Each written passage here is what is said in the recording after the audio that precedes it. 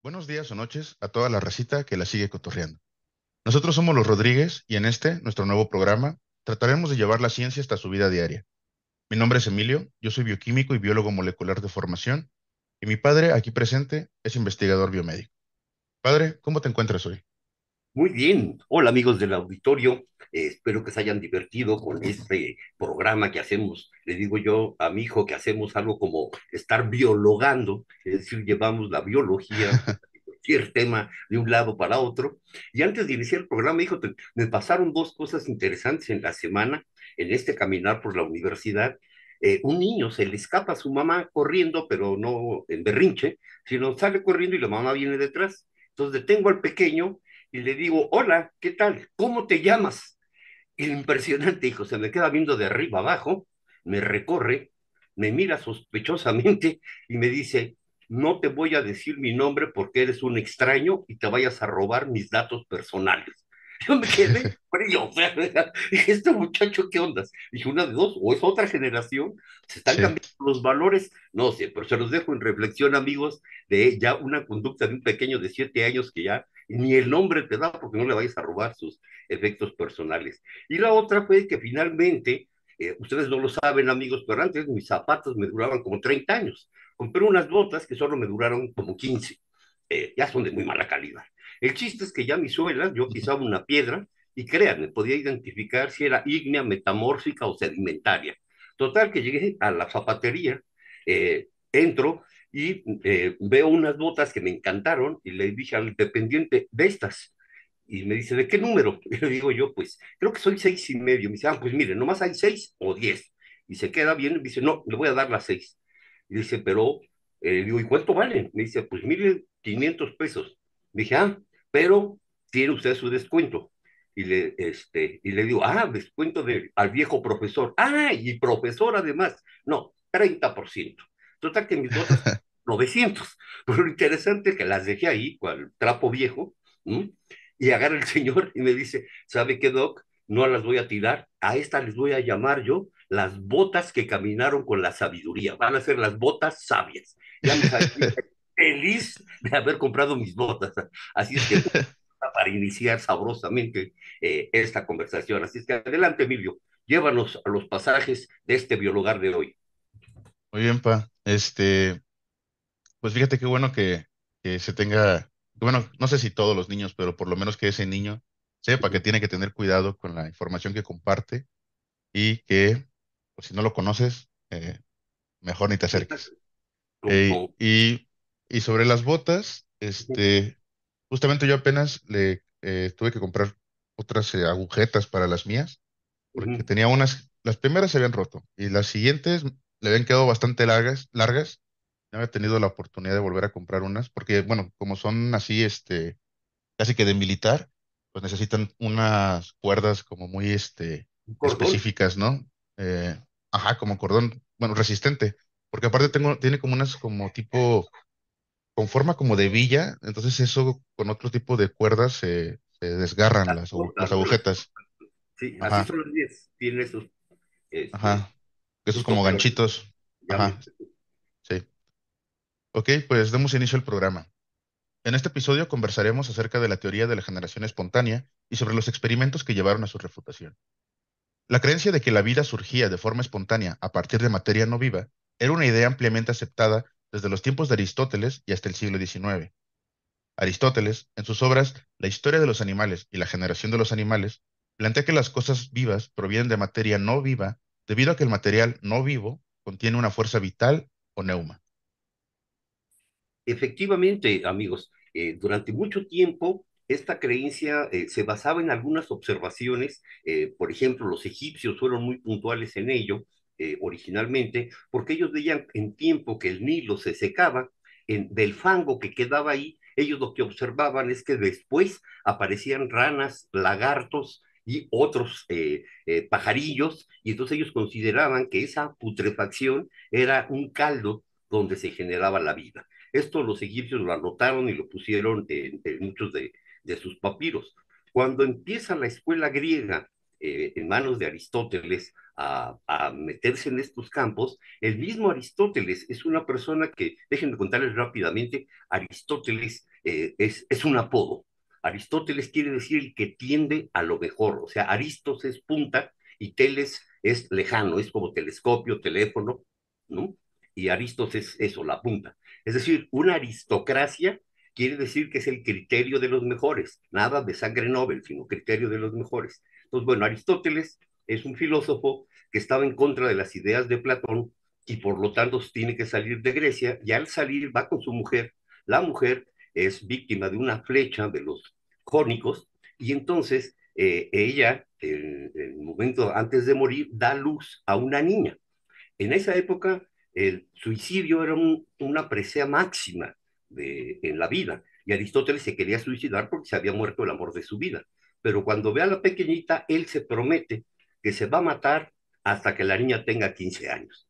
Y esta lo que hace es que se va con su hija a una isla bastante remota y pasa 15 años de su vida ahí, lo cual da dos historias interesantes. Uno, que la hija fue educada por Aristóteles y gracias a ella, que sí tenía buena letra, pudimos saber de los escritos de él, porque el pobre Aristóteles escribía que parecía que eran moscas así aplastadas por un matamoscaso, se perdían, no sé, pero la hija por las noches lo volvía a copiar y gracias a eso llegaron, son cerca de 22 libros que se llaman de la naturaleza y donde Aristóteles hace observaciones muy pertinentes.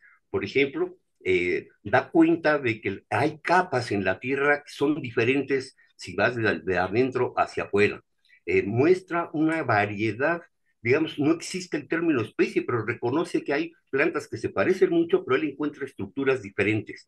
Y entonces él hace todo un recorrido que duró hasta la Edad Media, básicamente, hasta tiempos de Leonardo da Vinci, que el conocimiento científico del mundo fue gobernado por el pensamiento aristotélico. Entonces, como vemos, amigos, este pensamiento sostenía que la vida se originaba de las cosas que estaban en descomposición, pues que pasaban por ese ciclo y que había una fuerza invisible que algunos le llamaron el aliento, otros el flogisto o el neuma. Son básicamente palabras que significan algo así. No es precisamente el alma, sino es este soplo como divino, ¿no? Recuerden que está esta creencia que tiene que haber un Dios que crea las cosas, y entonces, pues nadie se molestaba mucho, decía, bueno, pues si Dios creó al hombre y a los animales, pues ¿por qué no va a crear cuando se le da la gana otros bichos, ¿no? Entonces, esto es muy importante para que tengamos visión de dónde estamos partiendo, una idea muy arraigada, y que entonces sí, ¿quiénes van a ser los primeros sujetos que ponen en duda esta historia? Adelante, Emilio. Sí, como una fuerza que insuflaba de vida las cosas. Y para ponernos un poco también en contexto de tiempo, Aristóteles, ¿de qué año es? ¿Del 300 antes de Cristo? Por ahí. Más o menos, ¿no? Sí, sí. Trasladándonos ahora hasta el siglo XVII, o sea, los 1600, toca hablar de Francesco Redi. Redi fue uno de los principales opositores de la generación espontánea. Por ese tiempo, por ejemplo, se pensaba que los ratones surgían a partir de granos de cereales y que los gusanos surgían a partir de carne putrefacta. En su obra titulada Experimentos en la generación de insectos, publicada en 1668, Redi desarrolló un experimento para demostrar que los gusanos no surgen de forma espontánea a partir de carne podrida. Lo que hizo fue poner pedazos de carne en 6 frascos distintos. A 3 de ellos los cubrió con tapas, mientras que al resto los dejó al aire libre. La carne en los frascos cerrados sí se pudrió, pero no apareció ninguna larva gusano. En los frascos que dejó abiertos, la carne se pudrió y, además, aparecieron gusanos y posteriormente moscas. No obstante, sus resultados no convencieron a la comunidad científica, pues argumentaba que lo que había ocurrido era que, al cerrar los frascos, había desprovisto a la carne de aire y, por tanto, de la fuerza vital necesaria para que ocurra la generación espontánea. Freddy entonces repitió sus experimentos, pero ahora colocando tela en vez de tapas en los frascos. La carne dentro de estos frascos, aunque podrida, no albergaba gusanos. Esto es muy importante porque una cosa que quiero poner de relevancia, en esa época muchas veces esta comunidad científica había los grandes pilares y entonces su opinión era suficiente como para darle voto de calidad o de rechazo. Esto es a lo que se enfrenta Reddy. Las personas que le criticaron no hicieron ningún experimento para decir que efectivamente le faltaba el ánima. Él mismo puso a prueba con esta tela. Imagínense, es una tela como el pañal que se usaba antes en los bebés, ese que es así canalado. para que pudiera fluir, ¿no? Y de hecho, él mismo, había una receta muy vieja, que le contaba el otro día a Emilio, que decían, ¿quiere usted generar ratones? Agarre un pedazo de camisa sudada, envuélvalo con un poco de hierba, déjelo en la oscuridad y verá que en unos días aparecen los ratones, que así se generaban. Reddy hizo exactamente lo mismo y no apareció ningún ratón, ¿sí? Pero a lo que voy es cómo es que hacen esta manera de pensarlo. Reddy pasó mucho tiempo, hizo muchos cambios, ¿eh? Hizo varios experimentos porque se le criticó que a lo mejor esa carne no era la buena o que no había usado de oveja y no de cabra, en fin, hizo muchos experimentos con distintos tipos de carne, obteniendo el mismo resultado. Lo que a mí me parece muy rescatable de él es que sus detractores no ofrecieron ninguna alternativa. Él mismo fue el que fue poniéndose nuevos retos para demostrar que efectivamente las larvas que aparecían eran producto de los huevecillos que ponían las moscas sobre la carne, ¿no? Sigue, Emilio. Y justamente en los frascos que tenían esta tela, se veían los huevecillos o las mismas ya larvas encimita de la tela, ¿no? Pero no dentro de la Así carne. quedaron encima, perdón, sí, es un detalle muy importante, Emilio, bien por Sí, sí, decirlo. sí.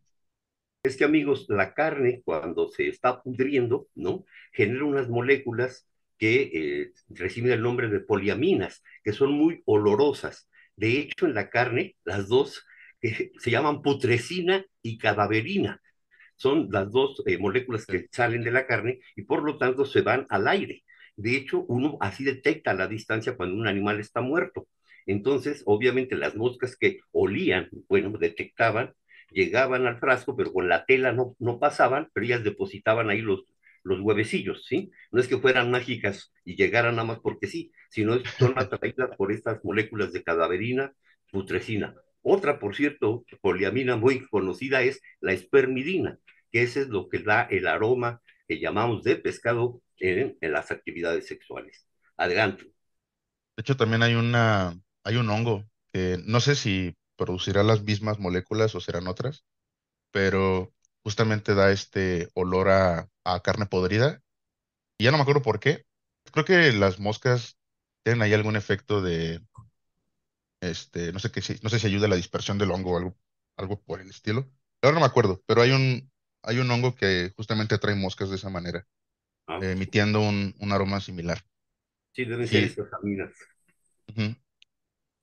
Entonces, bueno, como les decía, hay que recordar que antes de las observaciones realizadas por Leeuwenhoek durante este mismo siglo, se desconocía completamente la existencia de los microorganismos. Es más, Leeuwenhoek fue probablemente la primera persona en observarlos. Por lo que, a pesar de la brillante demostración por parte de Reddy, muchos científicos siguieron creyendo que las formas de vida microscópica se generaban a partir de sustancias no vivas. Leeuwenhoek era un señor que se dedicaba a vender telas, ¿sí? Él era vendedor de telas, pero era muy codo. Y entonces la tela se vendía por el número de hilillos que tuviera. Máximes, y estas llevaban tela, llevaban algún metal como oro, ¿no? Entonces el precio era muy importante. Entonces él lo que quería estar seguro es de que su valor de la tela estuviera adecuado. Y esto lo llevó a empezar a darse cuenta que si ponía un vaso con agua, eh, y a través de eso veía la tela, había un aumento. Entonces él empezó con su vasito con agua para contar los hilitos y poner el precio a la tela. Esto llevó su curiosidad y empezó a tallar el vidrio de distintas formas con tal de ser cada vez más preciso, ¿no? Y entonces cada experimento que hacía era una lupa diferente, ¿no? Era un tallador de vidrios y tenía muchas de ellas. Cuando estuvo haciendo eso, se le ocurrió ver en la gota de agua de un charco y la comparó con la gota de agua de la lluvia. Lo que él le mostraba o lo que él veía es que en el charco se veían muchísimos, ¿cómo se llama? Pues es que él les decía animalitos, unos animalitos que se movían Animáculos. para todos lados y que en el agua de lluvia había, pero menos. Y entonces eso ya le llevó la atención y déjenme decirles, amigos, tuve la oportunidad de leer una traducción del artículo científico que hacía Leeuwenhoek en esa época y es muy interesante como buen experimentador, para que no se le fuera ninguna cosa, empezaba diciendo, esa mañana, ¿no? me levanté con un poco de dolor de estómago, tomé un té de tila, luego hice un café, luego, y en fin, te relata lo que iba haciendo todo el día hasta que llegaba a hacer la observación que le tocaba al microscopio. Bueno, no se llamaba microscopio, eran unas, si conocen ustedes los cuentahilos, que efectivamente así pasaron a la historia. Antes en las trapalerías se vendían muy fácil, que era eso para enhebrar o para contar los hilos en las telares. Digo que empezó a hacer esto y empezó a mandar sus descubrimientos. Y la gente no sabía qué eran esas cositas que se movían, ¿no? Y él describe principalmente algunas de forma muy rudimentaria lo que después ya, muchos años después ya les vamos a llamar lo que son los bastones o los que son las espiroquetas que están como hélices que están dando vuelta, los que son redonditos que le llamamos cocos, pero él fue el primero en estar describiendo esto. Y le contaba yo a Emilio que se hizo tan famoso que él mismo decidió analizar el semen. Y lo que él encontró es que en el semen había también animalitos que se movían de un lado y para otro. Y eso llevó a que, fíjense, los reyes de las zonas cercanas ahí a, este, a la casa del amigo, llevaban y le mostraban el semen al hombre para que el buen Leeuwenhoek les dijera si tenían muchos o poquitos. Esto la gente lo asociaba a símbolo de poder. Entonces, ni un rey quería que otro supiera si tenía más o menos, que era una idea muy curiosa. A mí me llamó mucho la atención que quién anda con esas curiosidades, pero bueno, lo hizo. Y déjenme decirles que nunca enseñó a nadie a tallar los vidrios, uno, y no dejaba que nadie tocara sus lupas. Entonces, si tenías la suerte y la hija te dejaba pasar a verlo, tenías que ir con las manos amarradas y ellos mismos te acercaban la cabeza así desde con la mano para que lo vieras. Ya viste ahí que sí están esas cositas, órale, sáquese. Pero así como eso, hizo con la saliva, con los dientes, con la barba, con el vello, o sea, todo lo que tuvo a su alrededor lo fue explorando y el gran, digamos, a Lee Wang se le reconoce más por ser el protagonista fundamental del principio de un microscopio, pero en realidad fue el primer sujeto que demostró que había microorganismos en básicamente cualquier superficie que pudiera él ver, donde ahora sí que donde ponía el ojo había una bala. Ahí estaban los microorganismos. Sí, Adelante. sí, Leeuwenhoek es considerado el padre de la microbiología y también de hecho pasaron muchísimos años hasta que se pudieron desarrollar o producir microscopios que tuvieran una precisión tal como las que tenía Leeuwenhoek. No me acuerdo cuántos años fueron, pero sí fueron bastantes. Creo que fueron hasta más de 100 años, hasta que se lograron replicar, Así, porque se murió sin explicarle a nadie cómo se hacían sus sí, porque adorados microscopios. sí, Y sí, bueno, hay por ahí unos dibujitos, Emilio, que ujú, aparecen y hagan de cuenta que parece un alambre de cobre, ¿no? Que está doblado haciendo simulando una patita y arriba está la gema, que es la lente que él utilizaba. Entonces, cuando les hablo de los espermatozoides, obviamente él no sabía que eran espermatozoides, no los podía distinguir. Lo único que veía es que se movían, ¿sí? Porque la lupa no era tan precisa como lo que está mostrando Emilio, de que ya después son sofisticados, pero pasaron por lo menos 100 años. Síguele, amigo.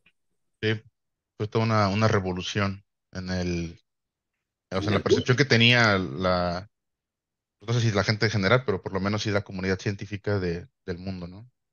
Pensar que estábamos llenos de estos animáculos. Pero Animáculos. bueno, Esa era la palabra que quería encontrar. sí, Animáculos, les decía. bueno, aproximadamente un siglo después de los experimentos de Reddy y los descubrimientos de Leeuwenhoek, hubo un científico que trató de demostrar la teoría de la generación espontánea. Ahora sí, John Needham calentó un caldo nutritivo, o sea, un caldo de carne, y después lo almacenó en un recipiente sellado. A pesar de haberlo calentado y sellado, en el caldo se observó crecimiento microbiano. Entonces aparece el siguiente personaje, Lázaro Spallanzani, quien en 1765 demostró que el proceso de calentamiento de Needham no había sido llevado a cabo de forma adecuada. Spallanzani demostró que si calientas durante suficiente tiempo un caldo nutritivo y lo sellas, en este no se observará el crecimiento de microorganismos, sugiriendo así además que el aire era la fuente de contaminación. Esto fue un experimento muy interesante porque le decía, no, no, es que, compadre, estás hirviendo y entonces no dejas otra vez que el soplo de vida entre, ¿no? Y eso es lo que está pasando y por eso no está creciendo, pero si lo dejas entrar va a pasar. Entonces el Spallanzani hizo otros experimentos y siempre llegaba a la misma conclusión, pero tenía el problema que lo tenía que calentar. Ese era su gran dilema. Y de repente quiso hacerlo con la paja, amigos. Agarró, dijo, bueno, voy a hervir ahora una paja y a ver qué sucede, ¿no? Hizo el experimento y, oh sorpresa, el pobre sujeto vio cómo crecían microorganismos en ese caldo que había sido hervido, igual que el de la carne, pero en este sí había los organismos. Un caso muy triste en la ciencia porque este hombre murió pensando en que estaba equivocado, pero se tuvo que pasar mucho tiempo después, posterior a Pasteur, básicamente que ya llegaremos a él, para demostrar que el problema es que en la paja, el microorganismo que crece ahí crece a través de esporas. Y como ustedes saben, las esporas son unas formaciones biológicas de un tipo de reproducción que toleran altas temperaturas, mucha presión y por eso se podían mantener vivas. Pero el pobre Spallanzani murió creyendo que su teoría estaba equivocada cuando en realidad había demostrado que efectivamente con el calor y tapando estos ya no se generaban ningún microorganismo dentro del caldo nutritivo, en este caso un caldo de res, pues. Es, bueno, como acaba de mencionar mi padre, a pesar de esos experimentos, la discusión sigue en pie y fue hasta el siglo XIX que finalmente la teoría de la generación espontánea llegó a su fin gracias a los experimentos de Pasteur o Pasteur. Bueno, Pasteur fue uno de los científicos que se opuso a esta idea con base en sus estudios sobre el ácido tartárico y las fermentaciones alcohólicas. En su momento, sugirió que los microorganismos de la materia putrefacta procedían de células que habían llegado por el aire o de células que habían estado en el material en descomposición desde el principio. También argumentó que si los alimentos se trataran de tal manera que se destruyeran todos los organismos presentes, es decir, se hicieran estériles, y después se protegieran de contaminación posterior, estos no se pudrirían. Pasteur entonces replicó los experimentos de Spallanzani, utilizando calor para esterilizar caldos nutritivos. Sin embargo, volvió a tener la misma observación o la misma objeción por parte de la comunidad científica que apoyaba la teoría de la generación espontánea, diciéndoles que, pues, el problema era que para que se produjeran los fermentos era necesario aire fresco. Entonces, de nuevo, una vez más, es que este aire vital, es que esta fuerza vital, no estás permitiendo que llegue y por eso no hay generación espontánea. Efectivamente, eso fue digamos, una discusión muy interesante. Déjenme comentarles el previo de Pasteur. Él se dedicaba a trabajar en bebidas alcohólicas, efectivamente, y competía con Alemania. Decía, ¿por qué la cerveza alemana es mejor que la francesa? Esto no puede ser, debe haber alguna razón. Entonces fue a colectar los distintos lúpulos de cerveza y los empezó a observar al microscopio. Y entonces, fíjense, a simple vista se dio cuenta que el tartrato, que es una fuente de carbono, resulta ser que esta molécula puede desviar la luz a la derecha o a la izquierda, que se le llama de estrógilo o levógiro. Y él se percató que en la cerveza alemana todo el tartrato que estaba ahí era dextrógiro, o sea que giraba a la derecha, mientras que en la francesa estaba muy mezclado ambos. Él descubre que los azúcares D, o sea, los que desvían la luz a la derecha, son los únicos que se pueden consumir por los seres vivos. Los levógiros, prácticamente no hay ninguna especie que los utilice, ¿no? Pero eso los observó a simple vista, él encontró esta diferencia y con eso empezó. Cuando hace el experimento famosísimo que se llama el del cuello de ganso, que es una idea genial de este hombre, lo que hizo fue agarrar un matraz y hacerle de lo largo, con calor, lo fue estirando, lo dobló y hace un cuello de ganso. Y entonces, ¿qué pasaba con eso? Que al tratar así el matraz, ahora sí, hervía el caldo de cultivo, ¿no? Y lo dejaba así, abierto. Obviamente el aire podía entrar, pero al pasar por una curva hacia abajo, luego hacia arriba y luego otra vez hacia abajo, los remanentes de gérmenes se quedaban embarrados en las paredes y no llegaban al cultivo. Hay en Francia todavía varios de estos matraces aún en exposición que siguen sin contaminación, que claro, esto depende de qué tan abierto digamos, el diámetro del cuello. Estos experimentos de Pasteur le dieron por fin digamos, la manera de demostrar que la vida solo puede ser generada por vida, que no se puede obtener vida a partir de materia inerte. Ese fue el gran gol de Pasteur. Pero asimismo, él tenía una inventiva interesante. Ya nos había dicho Emilio que usted nos va a platicar un poco de lo que llamamos ahora el proceso de pasteurización para los alimentos, pero este hombre se aprovechó muy bien de algo y dijo, amigos, los microorganismos andan por todos lados y son capaces, inclusive seguramente hasta de enfermarnos. Y caray, esto fue una revolución en el mundo, porque de lo que no veí, de lo que no puedo ver, ¿cómo me protejo? Vean, este punto es fundamental. Es como ahorita que pasamos por la pandemia, o sea, un virus no lo vemos, sin embargo nos pone como cacahuates, ¿no? Entonces, Pasteur, trabajando con estas ideas, eh, uno de sus experimentos más interesantes fue que fue de los primeros en intentar estudiar la rabia, esta enfermedad que le daba a los perros y cuando te muerden, ¿no? La rabia se caracteriza porque las personas o los animales generalmente que la poseen tienen mucha salivación, ¿no? Y muere. Y él empezó a tratar de aislar de esa baba qué es lo que había allí. Y empezó a hacer los pininos de lo que conocemos ahora como la vacuna contra la rabia. Esa es una de las cosas fantásticas de Pasteur, que empezó a darle una utilidad a un conocimiento yendo primero en la base, que era preguntarse si la vida siempre viene de vida o no. De ahí viene y luego él le da el giro hacia uno, echarle un ojo hacia las posibles enfermedades y otro, empezar un camino de cómo combatir a esos microorganismos. Por eso Pasteur y el Instituto Luis Pasteur en Francia es en la historia de la microbiología mundial, pues un centro fundamental en las investigaciones, donde ahí asistieron después muchos otros científicos, Koch y otros grandes, para la lucha contra enfermedades, ¿no? Pero quisiera que les comentaras, Emilio, este proceso de la pasteurización que es muy común en la actualidad, que vemos de leche pasteurizada y demás. Esto fue un invento justamente de Luis Pasteur. Adelante. Y de nuevo, tratando de ponernos un poco en contexto, la generación de este matraz con cuello de cisne fue una investigación que llevó Pasteur hasta 1864. Entonces, si pensamos desde la época de Aristóteles hasta el momento en el que se logró refutar finalmente la teoría de la generación espontánea, pues estamos hablando de cerca de 2000 años, o a lo mejor un poquito más, un poquito menos. Como mencionaba mi padre, estas soluciones nutritivas podían continuar estériles en los matraces de manera indefinida y solamente se observaba crecimiento microbiano cuando se permitía que la materia particular del cuello del matraz entrase al líquido. Y bueno, pues el trabajo de Pasteur llevó de manera natural al desarrollo de procedimientos eficaces de esterilización que con el tiempo se estandarizaron y se pusieron en práctica tanto en investigación microbiológica básica y aplicada como en medicina clínica.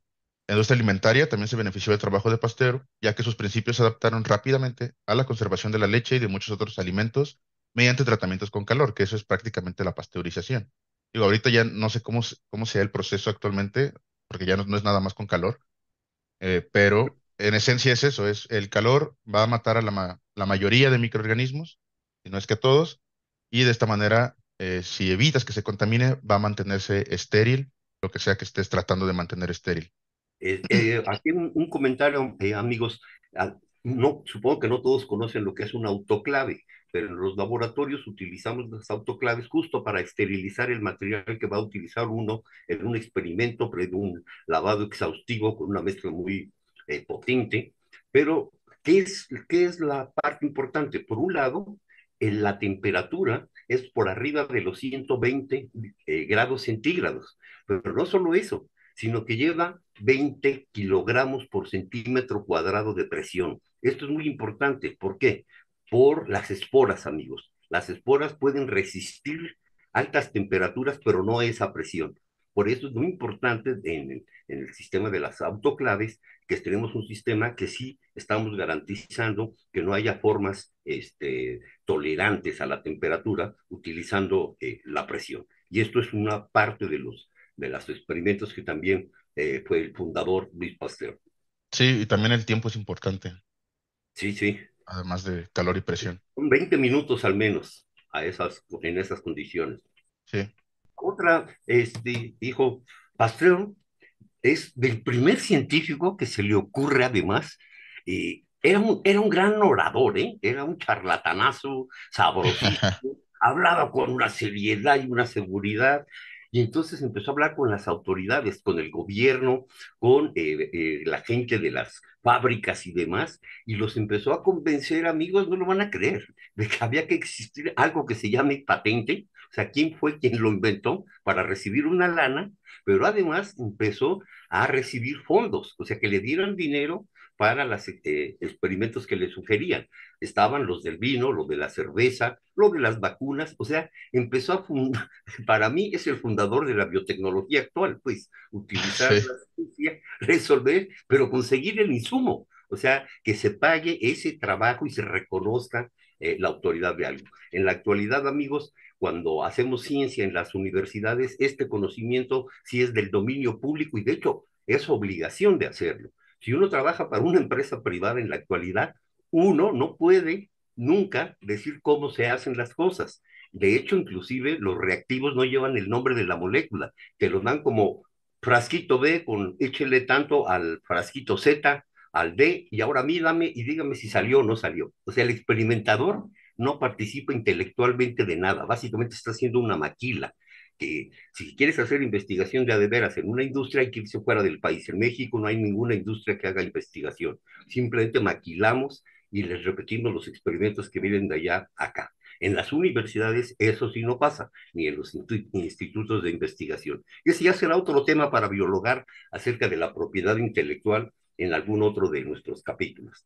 Y aún así ya es prácticamente imposible que tú como investigador obtengas la patente de nada, porque igual, o sea, en una universidad, si tú logras generar un producto, la patente se la queda a la universidad.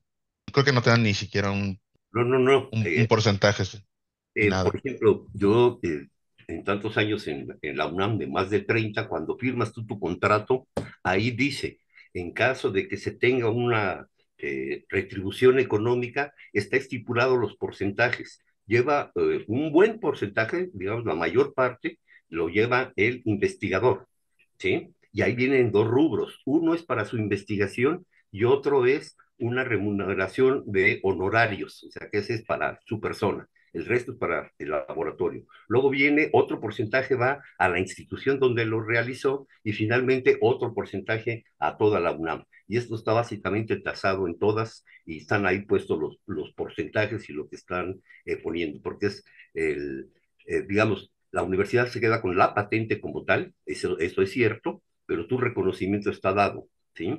Y esto ha hecho que avancen muchas de las investigaciones y que por eso ahorita estuvimos en un proceso terrible en este gobierno, porque hubo una reducción importantísima en el dinero asignado a la investigación científica y de hecho muchos de nuestros connacionales tuvieron que regresarse porque les recortaron las becas en sus estancias extranjeras. Pero bueno, eso ya dará para otro tema en algún momento de los dineros y la ciencia, pues. Sí, uno de los grandes Sí, problemas de la ciencia es que a los investigadores la mayoría de las veces nos pagan nada más con reconocimiento. Mira, tú lo hiciste, pero que te vaya bien. Olvídate sí, de, olvídate de una remuneración real sí, sobre tu no, trabajo. te dan ay, Este, y ploma. hay otros temas, ¿no? Hasta nos cobran por publicar las revistas. Y bueno, un tema horrible de la ciencia. Y esto no solamente es algo de México, es algo de todo el mundo. El Sí. sistema que tenemos está horrible. O sea, es una explotación laboral muy gacha. Pero Pero bueno, retomando en lo que estábamos, qué visión de Luis Pasteur de repente darle una connotación diferente a esta actividad donde se consideraba al científico así encerrado en la torre de marfil haciendo sus locuras, como lo hacen en las caricaturas, que es algo en lo que Emilio y yo tratamos de quitar de la cabeza que el científico no quiere dominar al mundo, ni como lo hacen en las caricaturas, o que necesariamente es un nerd que vive aislado, ¿no? Pero ujú, pues es el primero en darle un posicionamiento intelectual al científico y como parte de una sociedad que tenga su reconocimiento como lo tendría cualquier otro persona, un arquitecto, bueno, inclusive un pintor, un escultor, en esa época tenía más reconocimiento y valor que un científico, ¿no? Que sí, por eso nos encantó conversar con ustedes este capítulo para sembrar las bases. Recuerden, estamos hablando de 1700, 1800. Eso es relativamente hace muy poco, pues, en comparación a lo que ya se venía haciendo en otras ramas o disciplinas del saber, ¿no? De ahí que sí, tu buen amigo Sócrates decía que un ser humano debe dedicarse a la filosofía y a las matemáticas. Recuerden, la palabra matemáticas no son números ni tal, significa los mejores temas. Y filosofía es amor al conocimiento. En otras palabras, un ser humano, su obligación es amar el conocimiento, ¿no? Y conversar de los temas más importantes y no estarnos preocupando de si un príncipe se casó con tal reina o que si están haciendo otras cositas. En fin, esta es una manera también de ver el mundo como lo vemos aquí los Rodríguez. sí. Recordemos además que durante muchos años, siglos, toda la Edad Media, pues era bien muy castigado, ¿no? La investigación científica. Y no fue, ni siquiera fue realmente hasta el Renacimiento que empezó a como que hubiera un boom ahí en la ciencia. El Renacimiento estaba más apegado como a las artes y Recuperar el las cuerpo. humanidades, pero ya fue en la ilustración. Tan es así, Emilio, que el único sujeto que combinó estas habilidades, y para mí es el plus, el nombre plus, es Sí, Leonardo da Vinci, que él sí hizo muchos reconocimientos científicos, ¿no? Él hizo experimentos sobre origen de la vida, sobre embriogénesis, sobre anatomía, y les hago estaba leyendo ayer las memorias de Leonardo, y les voy a hacer que hagan en su casa el siguiente experimento. Estiren sus brazos así enfrente de ustedes y mídanlos, ¿no? Ahí están. Y ahora doble la palma hacia adelante y verán que es más larga que el otro brazo. Si lo hacen al revés, es igual. Yo no me había percatado de esto. Ayer leyendo, el Leonardo lo descubre en la anatomía y explica por el movimiento de los huesos, ¿no? Del el cúbito y el radio, que es lo que hace se haga más grande la mano. Y es por una posición anatómica. Así es que, amigos, hay gente muy interesante, hay que estar pendientes de esta gente que hace cosas diferentes y que no cae en el común, ¿no? como decía, durante el Renacimiento cambió completamente la visión, la filosofía que tenía el mundo, pero fue ya realmente como hasta los movimientos de la Ilustración que empezó realmente a ver como este boom en la ciencia. Y específicamente hablando ahorita de la microbiología realmente no vio estos avances tan agigantados hasta los finales de los 1800 y hasta los 1900, hasta el siglo XX estamos hablando, ¿no? De cuánto tiempo nos ha tomado realmente comenzar a entender este mundo microscópico.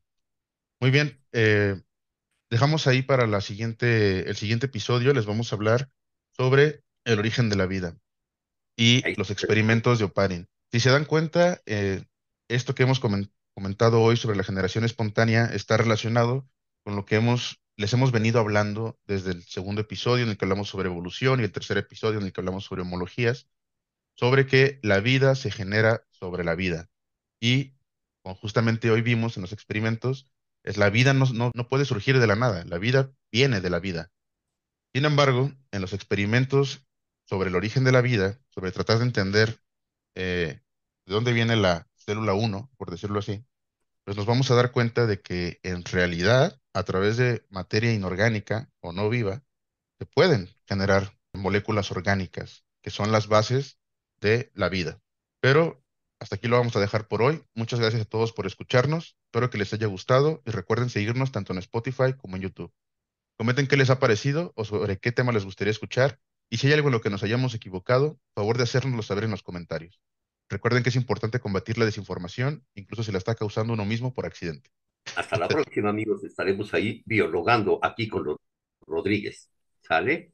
Dale Les pues, mando pa. un beso, un abrazo. Que Bye, estén te muy quiero. bien. Yo también te quiero, hijo. Bye.